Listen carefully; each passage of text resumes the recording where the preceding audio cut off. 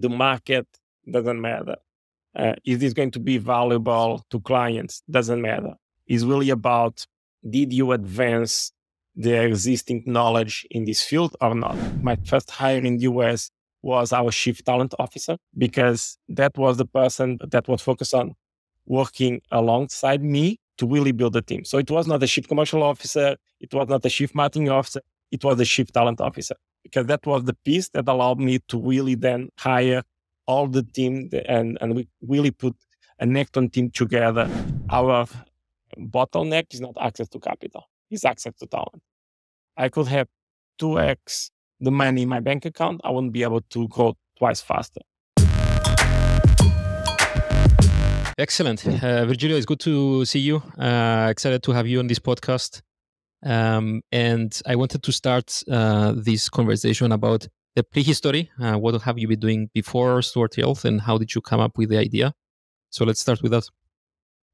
Yeah, so I started Sword I started developing the technology behind Sword during my PhD in electrical engineering. And the reason why I focused my PhD on building technology that we have today, and focus really on freeing people from pain, fixing patients that have struggling with pain, struggling with physical limitations. The reason why I focused on that was because I felt very vividly when I was a young boy the challenges that families face when they have to recover a loved one. And I saw that with my brother. I saw the challenges that my parents faced to deliver that kind of therapy to my brother, and that stuck with me. And so that's why when I started my PhD, I actually, the reason why I did my PhD was to get access to the funding needed to develop the technology, because this was, 10, 15 years ago in Europe, especially in Portugal. It was impossible for you to get $150,000 ticket, an investment, just with an idea, just with a PowerPoint, right? And the only way that I found out to be able to do this and get access to the funding was basically to write a research grant that was approved. The implication of that research grant would be for me to get a PhD with it. So the PhD was actually an unintended consequence of the main goal, which was get access to the funding needed to develop the technology. And so then in my last year, I was working with Marcio in some joint projects, connected with Sword, and that was the moment that I basically saw, I need this guy with me building Sword, because he brings the resilience, he brings the drive, he brings the technical knowledge that will really reduce the risk of us not being successful. And so then we created Sword, and after that we spent 4 years in the lab, just keep developing the technology without touching the market, because there were several open problems in our technical field that needed to be solved in order for us to get to the market. So it was definitely going through the valley of death between 2015 and 2019. It was definitely challenging. So you spent 4 years raising grants before getting into the market? So we've not raising grant, my first development happened during my PhD, and I got a research grant of roughly $100,000, right? And then we already had IP, we already had a technology, a product that we could demo, and we already had clinical validation. And even all of that allowed us to get a first seed, a first angel investment at $150,000 in our first year, followed by a second investment in our second year of $250,000, followed by a third investment in our third year of $400,000.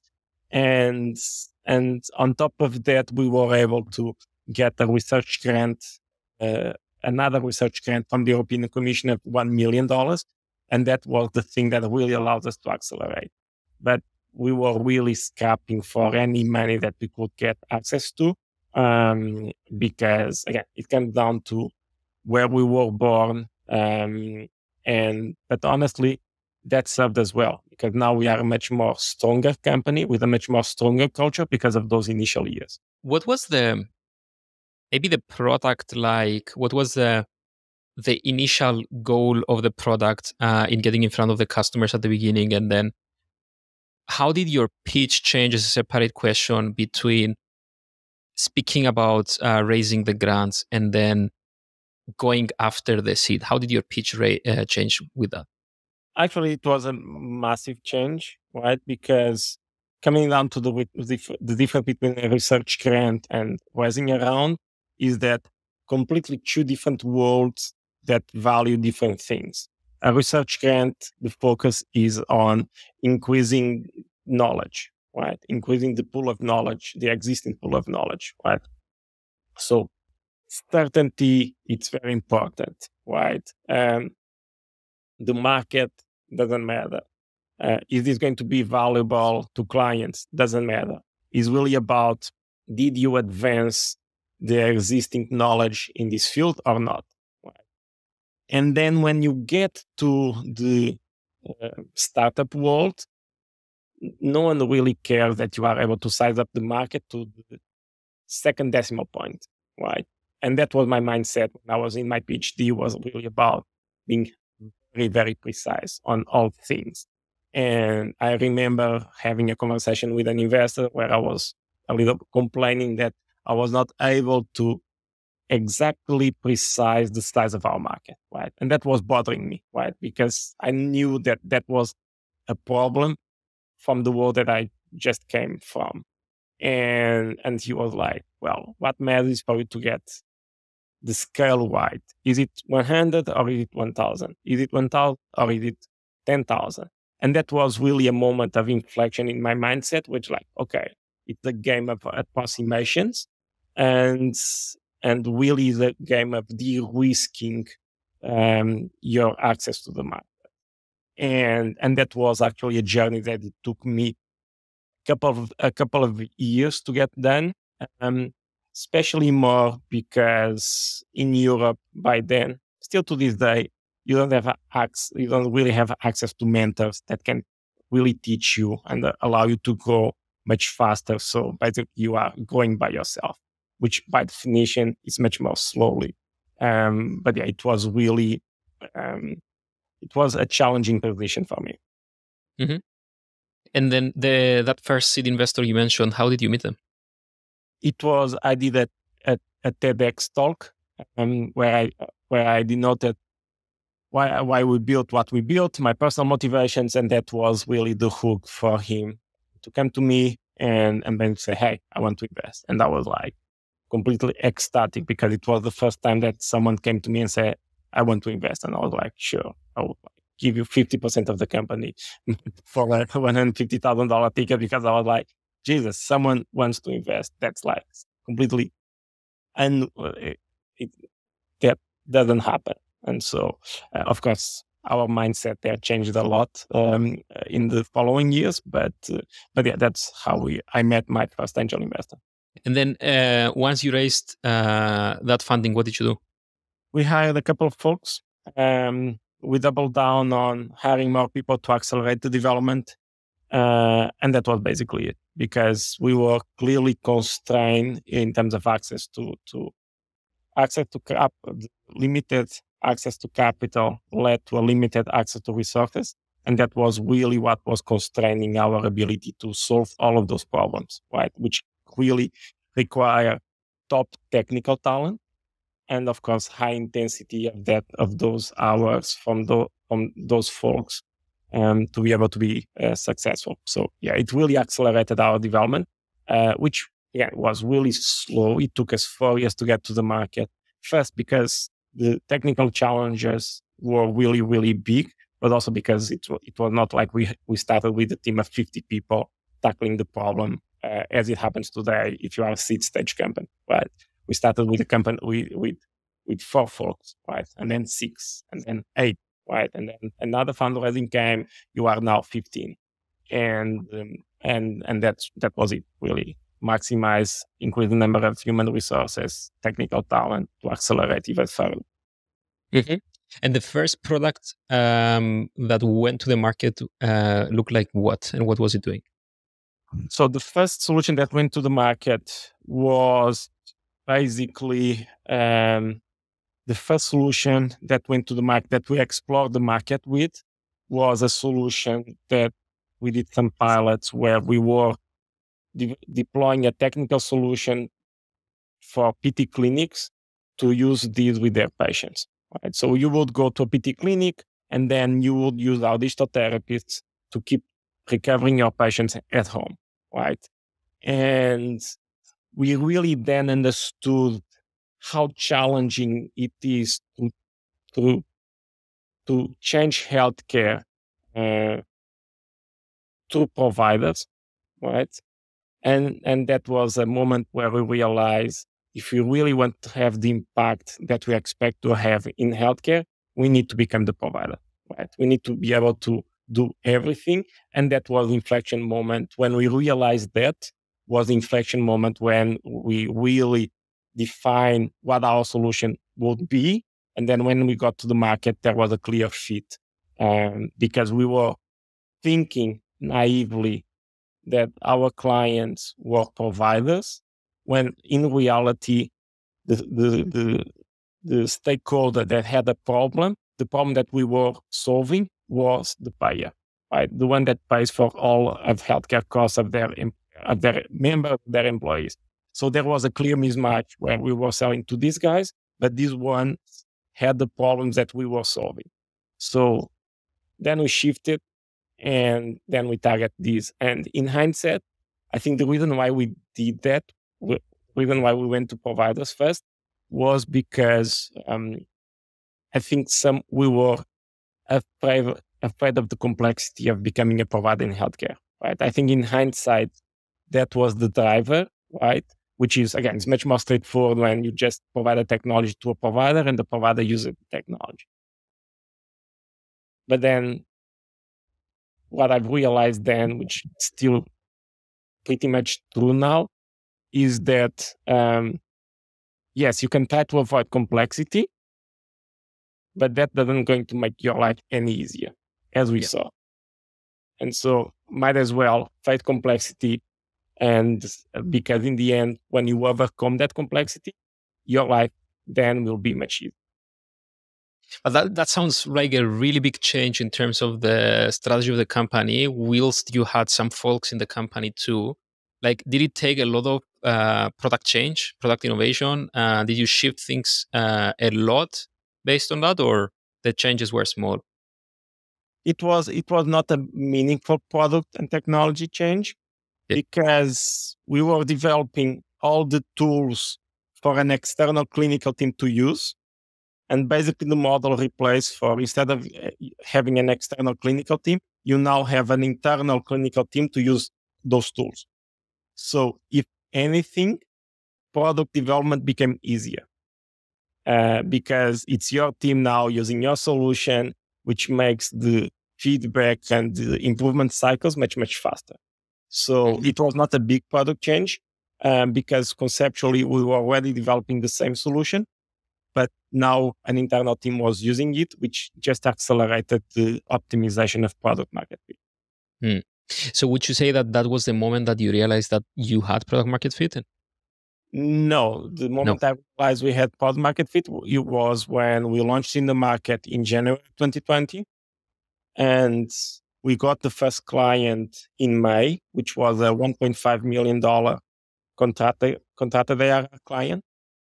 And then at the end of the year, we got another client that was worth $4 million. That was the moment where, okay, we got product market fit. And of course, between those, we had smaller clients that we were able to acquire.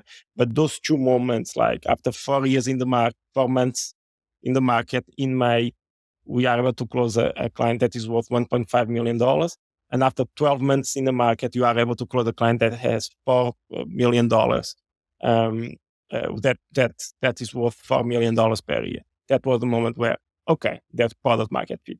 And of course, leading indications of that, right? Yeah. But the moment where it's like, okay, there's something here was when it was after 12 months and closing those 2 clients. Mm-hmm. I read in a lot of sources that you're mentioning that you met Vinod Khosla early. Was the time that you met him around there? I sent an email. So that comes down to how we raised our Series A. And the our Series A, so again, as I denoted, we went from angel investment to angel investment to angel investment. And then it came a moment where, okay, we need to get into the market. We need to raise the Series A to put together a commercial team, get to the market. And my first approach to this was, well, look, I would love to raise from a tier 1 VC in Silicon Valley. I realized that I'm still a startup in Portugal. So let me raise the Series A from a tier 2 or tier 3 VC in Europe, right? All VCs in Europe are tier 2 or tier 3, right? Let me raise from a VC in Europe and then raise the Series B with commercial traction in Silicon Valley. And that was the plan, right? I spent 5 months in Europe meeting all of these VCs and getting a no right in the first meeting. And you know that the goal of a fundraising process is you do the first meeting and the goal is to get the second one and you get the third one, right? I won't go after the first one. Everyone was very obsessed on the key question, what's your commercial traction? And I'm like, I don't have any, right? What I do have is this IP where we created this amazing technology and that is unique in the world. We have this clinical validation that really showcases that this works. And those 2 things together, combined with this massive market, we will have something really valuable here. And the VCs in Europe were like, yeah, sure. When you get that something valuable, come back to me and we will talk. And I'm like, okay, that feels like a catch-22 for us. And so we were really in a dead end and running out of money. And so one night, it was like midnight, I sent a cold email. It was the only cold email that I sent to Khosla Ventures because I knew that they were contrarian and they didn't follow the herd in the sense that they didn't have to see what was the commercial traction, right? They were like thinking from first principles, science first. And then second, they didn't have to see which investor was already in the cap table before or which one was leading the round or which one was looking at the deal, right? They look at the science and I knew, well, this is a Hail Mary. I had zero expectations for this cold email to be even answered, saying no. Yeah. And I sent the cold email and it was I was really surprised to see that after a couple of hours, I got a reply from Dillian, that is now a partner at Founders Fund, but by then was a principal at Khosla, saying, hey, I'm really interested in this. Let's schedule a call for the next day. And I'm like, okay, this is new. I do that first call, and it was the first time that person on the other side, the investor on the other side, had read our clinical papers and wanted to discuss the clinical papers, not the spreadsheet for the Series A with lots of stuff that is completely irrelevant, right? Really discuss the clinical stuff. And for me, that was like very refreshing. And from that one, after 3 days, we got a call with Vinod scheduled. And still now to this day, but by then, certainly Vinod was a god. Right? It's like you're going to meet one of your heroes. And how after you just sent an email 4 days ago when you are meeting with Vinod now. And as expected, it was a very challenging discussion, right? Very technical, very demanding from an intellectual standpoint. But that by the end of that call, Dillian came back to us and said, hey, we want to invest. These are the terms. And another 2-3 weeks, we had the term sheet signed. And this was between first quarter of 2019. And and that was really, really surprising to us, because it was the first time that, and I talked about this in the past, it was the first time that someone looked at us and saw what we were, right, and saw the potential of what we had built. And from that moment on, we were in Silicon Valley. We had a tier one VC, and everything became much more easier. It was like going from the darkness to the light. It was really like that.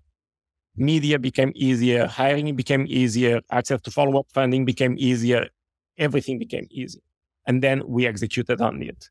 But I am very, very grateful for Khosla and Vinod and also Virgilio to whether they took a chance on us. And we paid that handsomely, to be clear, but it's the merit, it's total on them.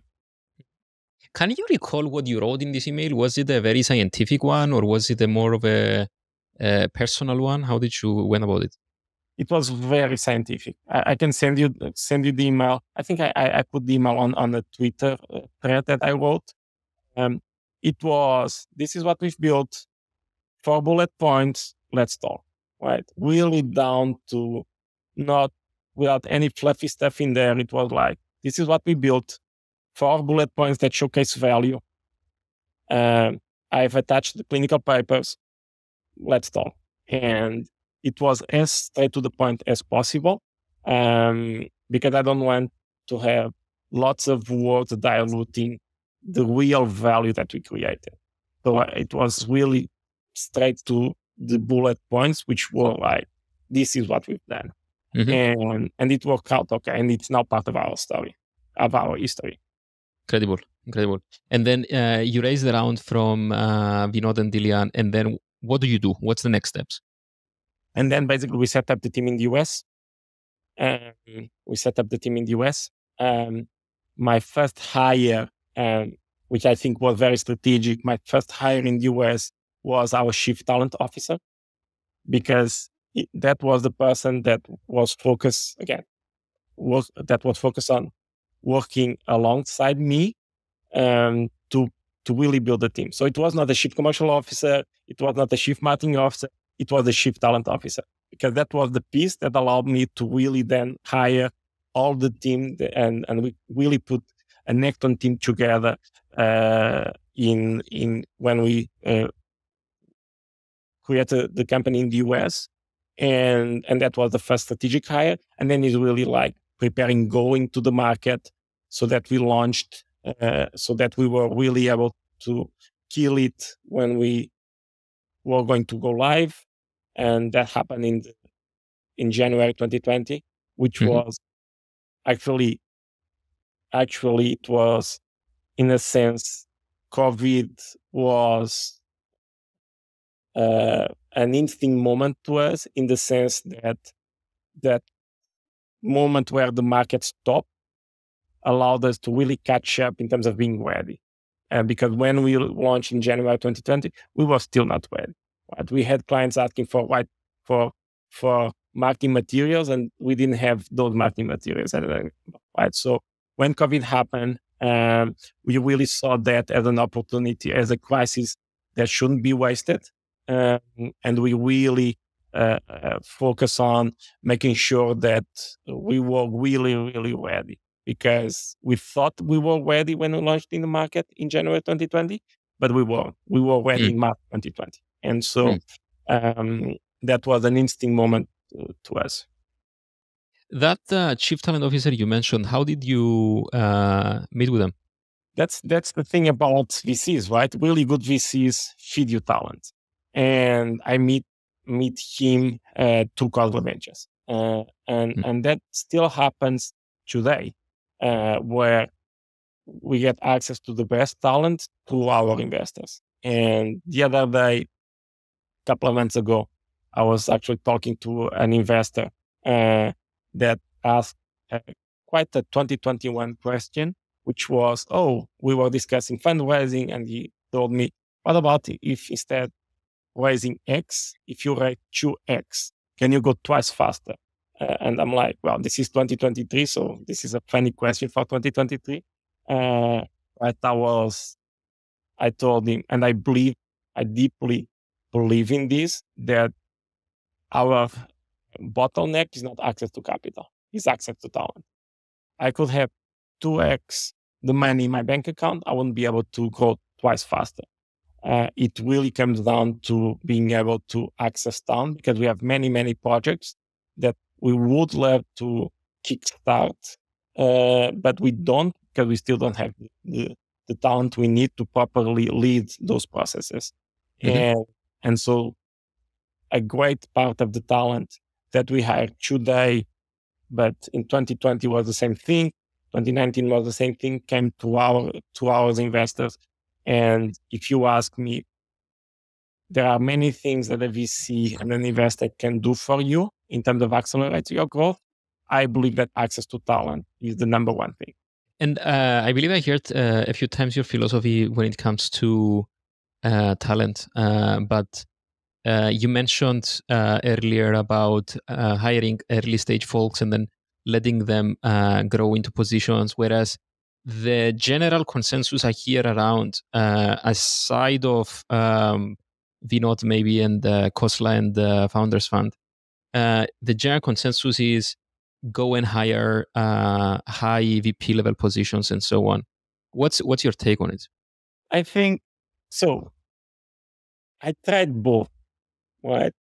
And for us, the one that works is really hiring folks that are still not there, but they have a high potential.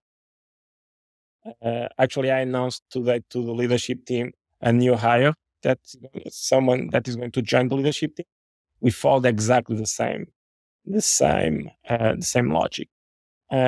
Because look, I think it comes down to, is this person going to do the best work of their life at your company, or they did that in other company and you are only hiring them in a different stage of their lives, right?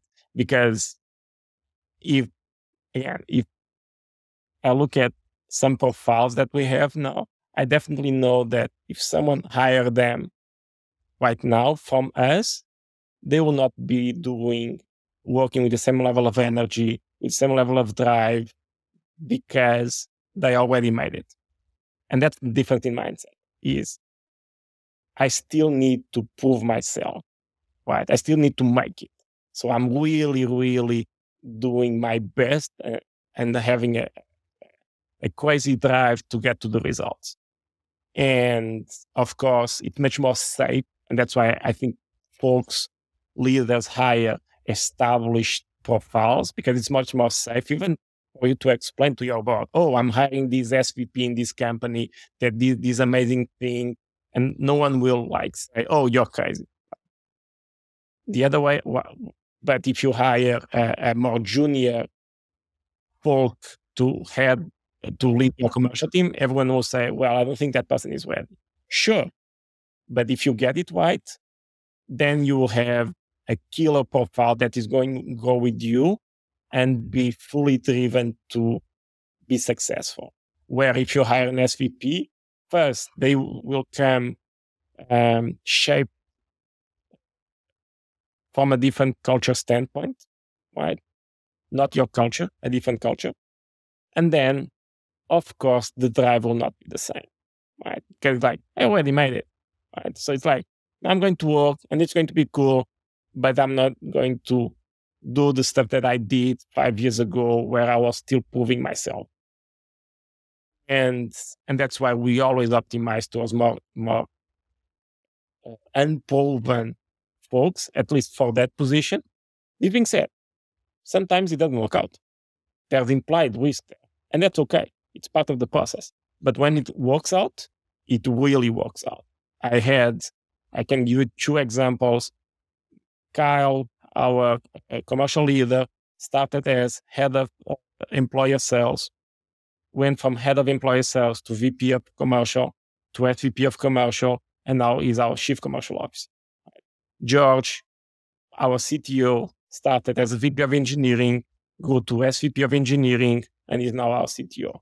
And it's like the amount of value that we got just from those 2 hires really, really overcomes the many failures that we had using this model in the process. And so, but you take risk in the process, that's for sure. Mm. And then how do you judge in an interview process for that drive, and how do you judge for having these skills? It's really about, I really love to go into detail into a specific project that they led or that they executed, and really then peeling the onion and going layer after layer after layer and seeing, were you doing the stuff or were you delegating? I can give you some red flags when it happens. A couple of months ago, I was discussing with a profile, and I asked that profile to explain me about that specific project, and then I was like, okay, and how you did X? And she was like, oh, I worked with an agency to do that. Okay, how did you do Y? Oh, I worked with another agency to do that. And then like, okay, so basically you were a project manager, right? Yeah. It's like, are you in the weeds, doing the work with our teams? Tell me how you solve problems. Tell me the sense of urgency that you had solving those problems. Because in the end, that's really the truth, is really about how you do things. And going to a specific example, a specific project, it's very powerful to understand that. More than you work at company X, Y, or Z, because I had that before. I had the mistake. That was a regular mistake that I did, thinking because X worked at company A, by definition, I like company A, so by definition, I'm going to like this profile. And there's zero correlation there. And then I think you grew the team massively over the last few years. How can you manage that? How do you have small teams running inside, or how does it work? So it will come down to, first, I still to this day approve every single offer. I think that's very, very important as a CEO, to have the final say in that regard. I don't know when I'm going to stop doing this, but it's something that is very valuable. And then it really comes down to the quality of the management team that you have. It really comes down to that. Right? Good managers will really drive the better out of their teams. Bad managers will create a team that is complacent, where underachievers feel comfortable, where overachievers feel frustrated. And so it really comes down to focusing on your managers and how good they are, because that will really shape each team. And then have few managers as possible, so that you really can have a high density of talent in that regard on the management positions.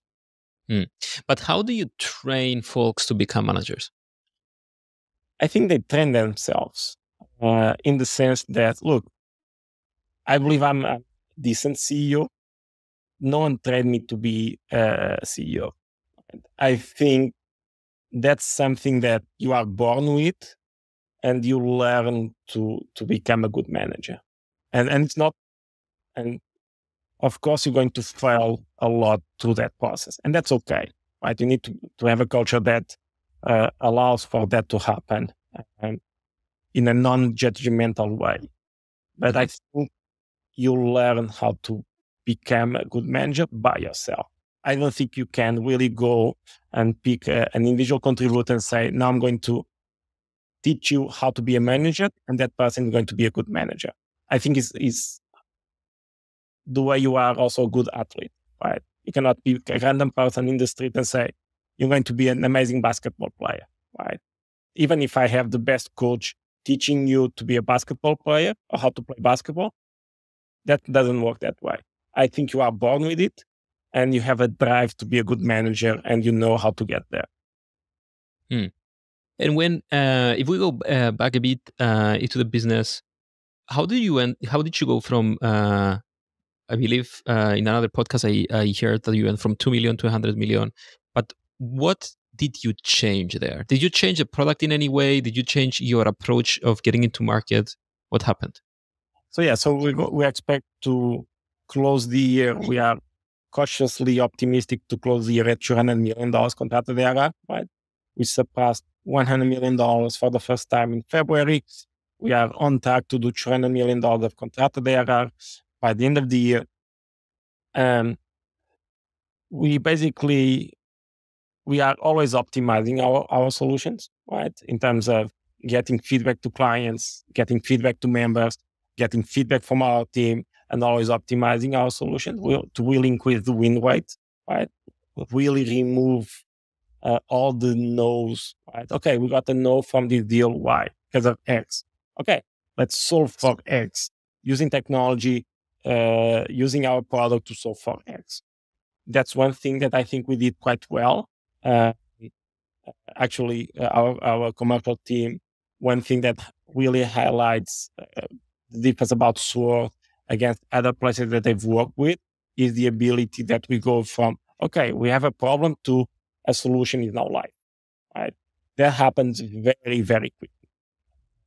So I think that was one of the reasons of our success was this BS, this drive towards action and results, right?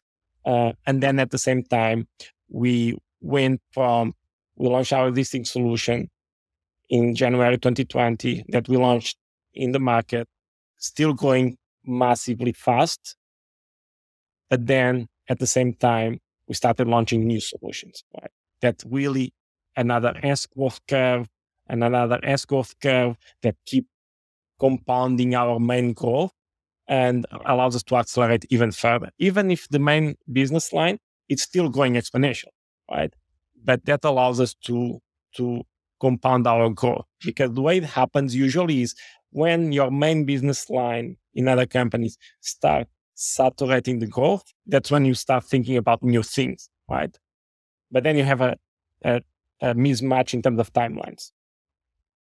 In our case, we are still growing exponentially, and we are already thinking on, yes, we need to expand our addressable market.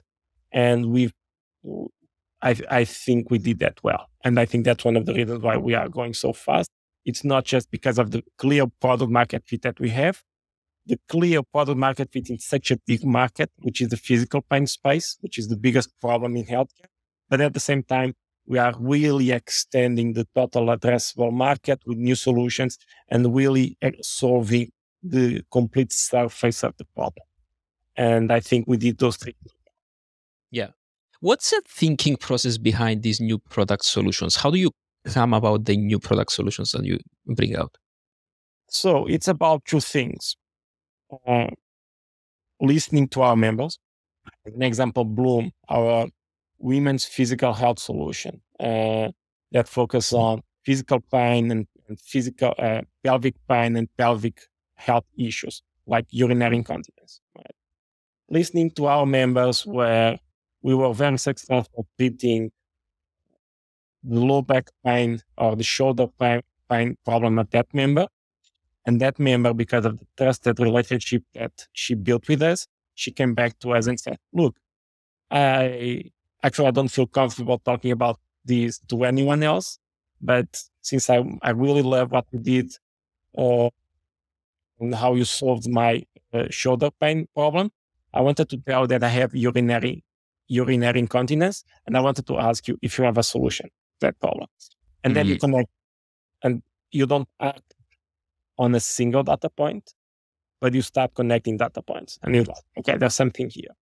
So that's the first one, which is listening to what your members are saying. The second one, which is equally important, is always reading what's coming out of the scientific field, right? Always reading papers, clinical papers, scientific papers about new things that are happening and new problems that are emerging. And then you start like connecting all the dots. That's what creativity is. It's the ability for you to connect dots. And for you to be really, really efficient, really, really creative, you need to really expand the number of dots that you have to connect. And that's really access to information. And our information comes from the clinical scientific field and from our members. And then we connect the dots and we use a little bit of ingenuity to get to our new solutions.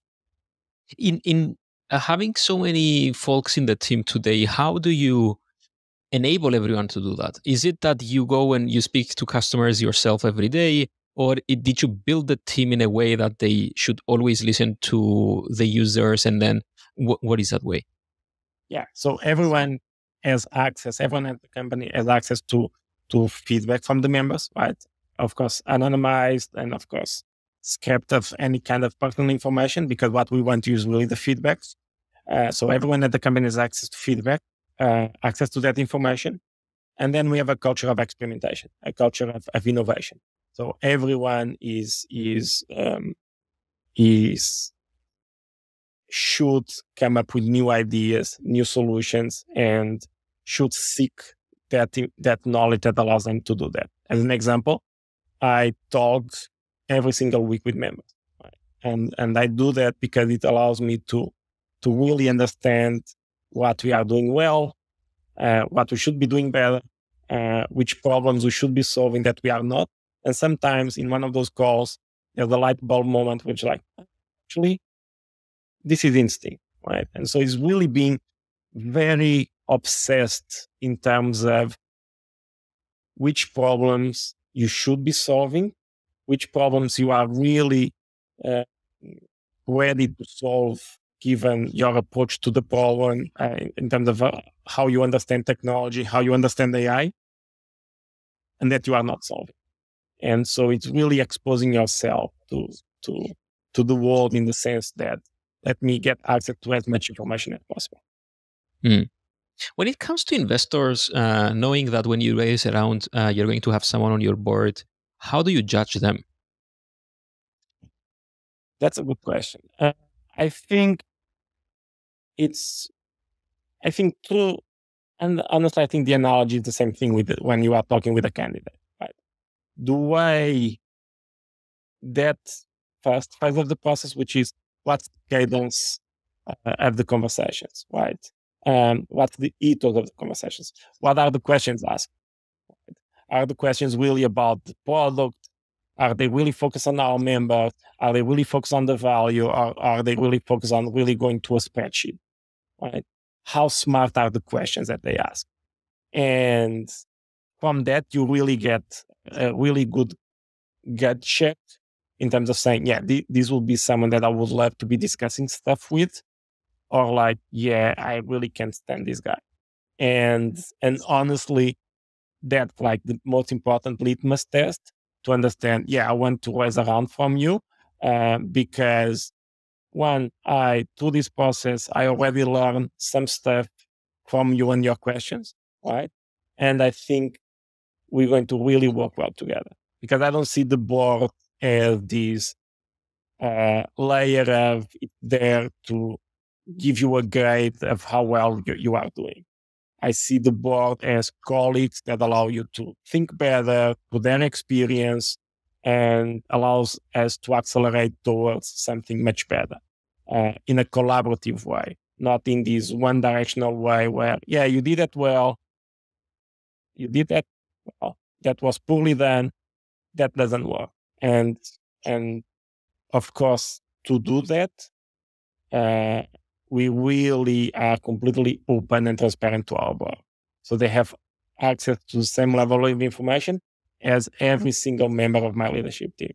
And actually, one thing that usually happens when we hire a new member to our leadership team, they ask me, what should I tell the board? I'm like, everything that you tell me, same thing. Because you really see them as colleagues and I validate in an investment round is like answering your question, would I like to work together with this person side by side? And that for me, is a very important piece because we never waste around at the highest valuation possible. I always had offers with a higher valuation, we never optimized towards valuation. We always optimized towards if this person allows us to be a much better company in 50 years. If this investor allows us to be a much better company in 50 years, in the sense that I'm not optimizing towards what my valuation is going to be in 2 years. I'm optimizing towards what my valuation is going to be in 50 years. And that mindset really changes how you decide who do you work with. I think you spoke a few times about being an outsider as well, Yes. which is, I think in the healthcare space especially, people believe the opposite. So why does it help you being an outsider? Because it allows you to think through a different lens. And the reason why that's important is, look, if you've been in healthcare 20 years, the way you're going to look at problems is completely going to be completely one-sided, because that's what you know, right? And it comes down to creativity. It comes down to what I denoted connecting the dots. If all your dots are within the healthcare space, your solutions will be all solutions that already exist within the healthcare space, right? And by definition, those are not the solution to the problem. Otherwise, the problem will be solved by now.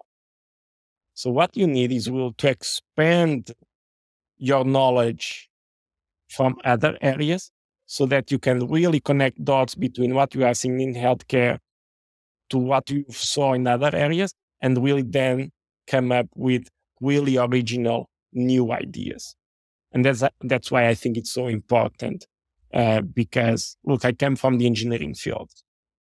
My approach to solve problems in healthcare, it's not the traditional healthcare way of like, oh, let me hire another physician or another health coach to solve this problem, right?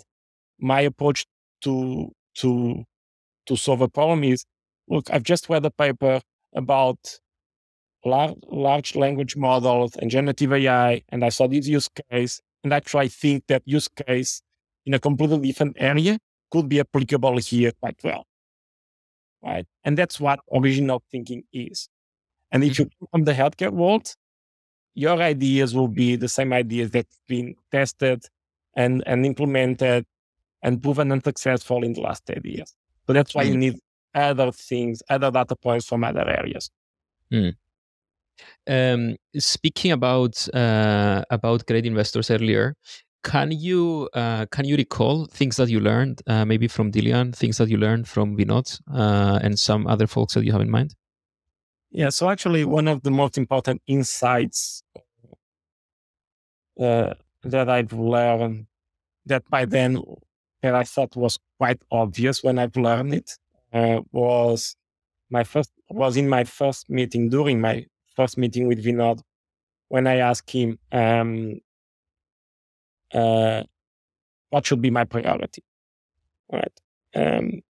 If I should do one thing, Vinod, what would that one thing be, right? First meeting with Vinod. And Vinod replied, always do right by your members. And I'm like, by then was like, yeah, no shit. Right? Like, yeah, sure. Just quite obvious. But then what happens is in your day to day, you are faced with lots of decisions of, I could do this to increase my revenue, or I could do this to increase my gross margin. And I know that my investors in the next round would like to see a higher gross margin. So I can do that. And by doing that, you are diluting a little bit the quality of care to your members, or the experience to your members. Or maybe to my clients, I could change the way I bill for the revenue here so I can maximize the revenue, even if they don't get the full value that they are expecting to get, right?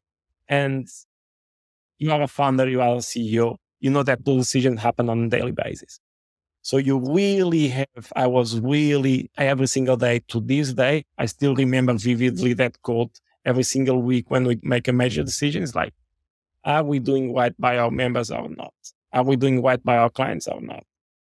And that the more I mature and grow into this space, the more I realize that actually, compared to what I was thinking, that's the opposite of obvious, because you will have many, many temptations, logical temptations, to do it differently. And it comes down to what I've denoted, which in the end, it comes down to what type of company are you building? Are you building a company to really squeeze a good IPO in 2 years? Or are you building a company for your kids to work at in 50 years? Right? And that really changes the way you make decisions. And Vinod had that really long-term thinking, right? And I've realized, yeah, that's why you should always do right by your members. Even if your revenue could be like 25% higher this year, that's how you do things. Incredible. Last question. What should we expect within the next 5 years if we are going to put a bigger horizon? So we are building Sword to be the solution to pain. Independently of which type of pain you have, we want to be the solution to your problem. More than to be the solution to your problem, we want to make sure that that problem doesn't happen in the first place.